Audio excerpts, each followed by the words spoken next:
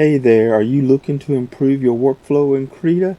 Well, good news for you because today we'll be taking a look at some features dealing with layers. Here on the Digital Paul Workshop, it is I, the clone layer, that overzealously duplicates your mistake. Techno Meow Tinkerer. Let's log on in.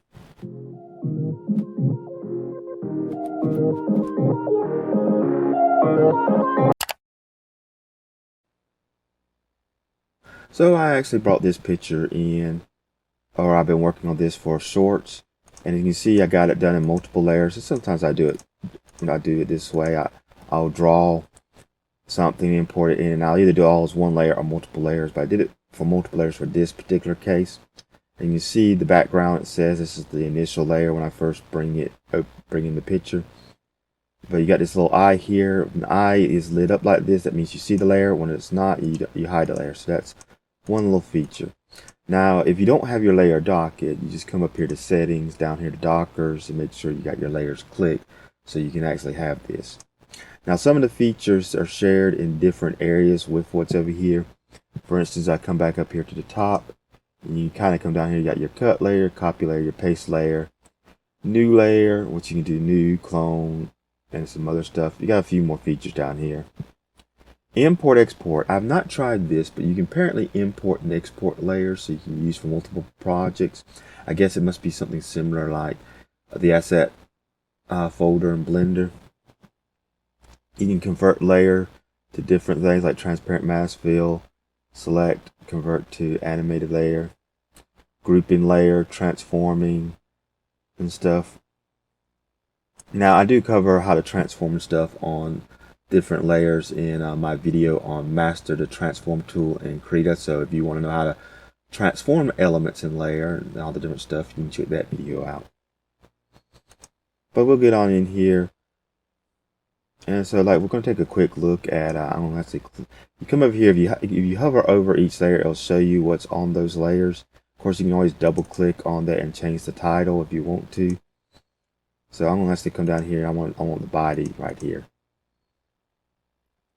because I'm going to show you some of the features. When I right click, I'm going to come up here to, as you can see right here, before we go to properties, you got your cut, your copy, your paste, your remove, duplicate. I tend to use duplicate more than I do copy or cut layers. And one thing I will point out when we go to copy, since I got that layer selected, if I hit copy and then I hit paste, Control C, Control V, you see it's already made me another layer like that. So I got another one. Come down here to your little trash can if you want to delete a layer, because if you hit delete on the, so like if I had this and I got them on that layer, I hit delete, as you see it just cleans off that layer, it doesn't get rid of it. So you want to hit your trash can. So we can come back up here. Whoops, I want to do, don't do that either. I'm jumping all over the place. Right click. So I tend to do duplicate layer if I need to if I want to have multiple of some same things. You can merge layer, Control E, so this is like if you want to merge, and Shift Control E is when you flatten the image. Now I may do that if I'm done and I want it all as one image, because like I said, I can hit Control E or I can hit Shift Control E, and you see, yes, I know it's going to flatten everything to be, and I don't want to do that right now. Right click back. You got some other stuff. I have not played, well, I have used the group, but I'll get into that a little later. I haven't played around with some of these other features that they got. But we're going to come on up here to properties. And this gives you some of the same features. I'll slide this on over. Because you got your opacity down here, and you got it up here, so as you can see, it's the same. And this comes in handy, especially if you're drawing like I was doing based on the drawing. You want to see what's underneath while drawing on a new layer. I have not played around with any of these right here, but you got your burn, your color, your dodge. So I haven't played around with all this to see what this right here does on this thing. Over here, you got your visibility. Like I said, that's a little eyeball that you see or not see what the stuff is. Let me actually get on the body, because that's the one I want to work on for right now. Let's try out some properties. And of course, you got your lock, same thing right over here. You got here, so if you want to lock it so you don't mess with the layer or affect it in any way. And you got your alphas and alpha lock. And so one thing I found out is You can come over to activate channels. You can see it does some interesting stuff to the picture based on the whatever one I deactivate. Get rid of my greens. Get rid of my reds. It kind of shows some stuff through. And now the alpha one's interesting. And before I get into alpha one, I'm just going to come down here to my plus mark, click on it, and create a new layer. I'm going to grab my brush tool. Let's give you a nice little size. The color don't matter. And so I can come around and do this number here. And now, since layer 7, I painted that stuff, I can click here for alpha. As you can see, it only shows up on the layers below it.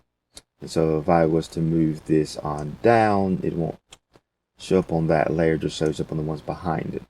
Same thing in the properties. You can come up here, which is F3. You see the alpha right here is clicked on, and this one's clicked off.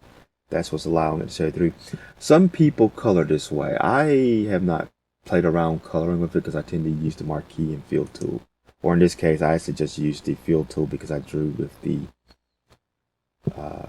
marquee. I drew with a brush. So go and get rid of that layer. Now, let's see.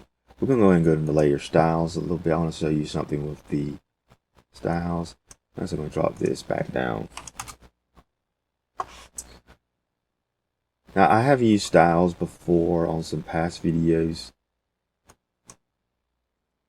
but we're going to go through a quick run through. This is your drop shadow one. You click this box to activate it, and you click on the text here so you can actually come in here and get the controls to manipulate, so you can change some of the stuff. Some people use this to actually create shadows.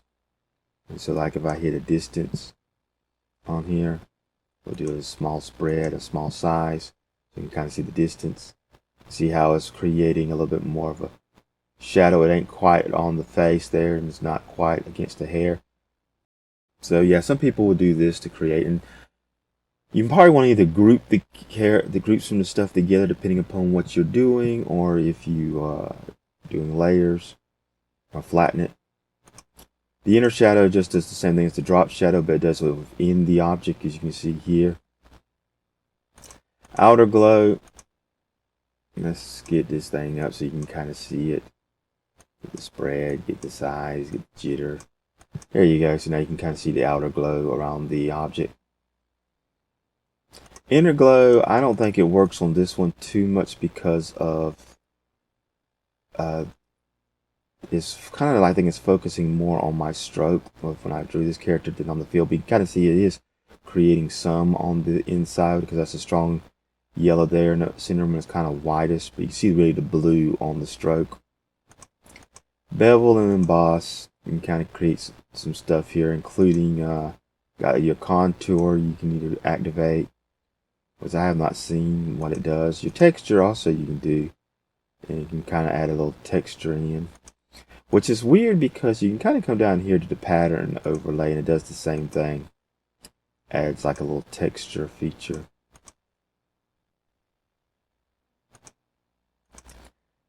Satin is kind of unique. It has like a little bit of a color, so if you depends on what color you pick, it's going to mix it in with the base color you got there, and it kind of creates little splotches. Color overlay, I can see this being used if you're going to want to switch things over to a monochromatic theme, and that way you go through, because in some of the old black and white movies, to make it look like the women were wearing red lipstick, red would not show up in black and white as red. It would be look like regular lips. They used to use purple, if I understand correctly, so that it would show up on the film. And so if you're going to do stuff in monochromatic, this color overlay might play in handy for that. Gradient overlay adds a little gradient, and as you can kind of see here, let me hit OK so we can zoom in. You can see here it's got the yellow here, a little bit more yellow here on this side, and it's a little bit more darker over here on that side. So let's slide you, come on, slide over, get you back close so we can kind of see what we're doing. Bring my layer styles back up. I already did the pattern overlay. The stroke I use a lot more for my text, especially if I got white text going over a type of multicolor background. We got some light colors and some dark colors. I used it. For me, it's usually probably about, well, of course, the base I'm using a 1920 by 1080 canvas, so I will use about a 9 or 10 stroke with a opacity of 100. And you see here, it kind of is strong and thick. That's because this is not the normal size. I probably should have upscaled this before I drew it. But that's one of your basic styles you can add to your layer. Whoops. I forgot to do something. Got to hit OK. Got to hit OK to make sure the effects take place. Now down here we got our where you can add layers. Your plus mark. I know for sure it'll automatically add a. Let me do a vector layer. I'm just curious. Okay, the plus mark only just adds one other paint layer. Your paint layer is sort of your default layer here, and it's where I just draw and paint on. Now, I said vector. Let me click back here. The vector layer. I covered this in my 7 essential Krita tips for photo editing and design video. And what this does is lets you create a vector layer where you can come up here to the top and use all these vector graphic tools. It's sort of like a way of using Krita almost like Illustrator.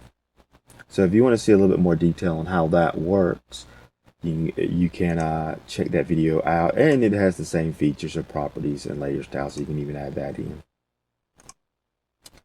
As we go through these, group layer comes in handy. Like if I want multiple elements, I can put them in this one group, and that way I can come in here and see, like I come here, I click on that, I can grab, and you can see I can move the stuff around. I can transform it, edit it and stuff.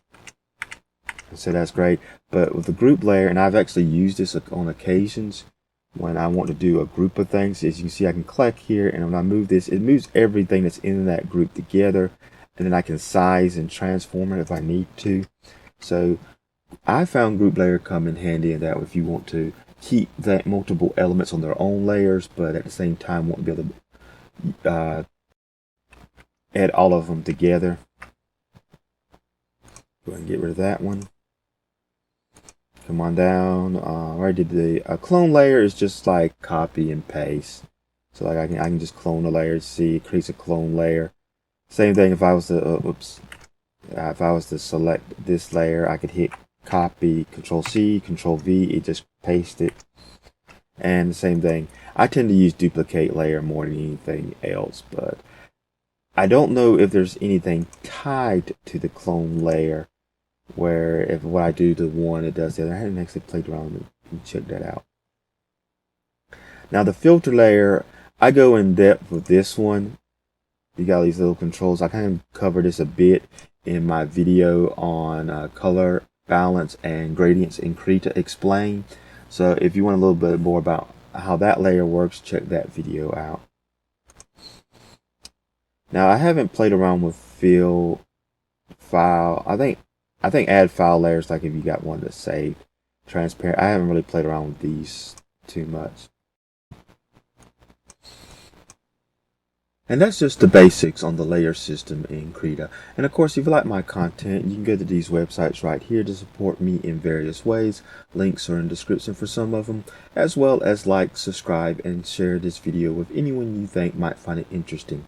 And if you want to look into doing some more stuff in Krita, specifically if you want to learn how to edit things on layer, I recommend you check out my video, Master the Transform Tool in Krita.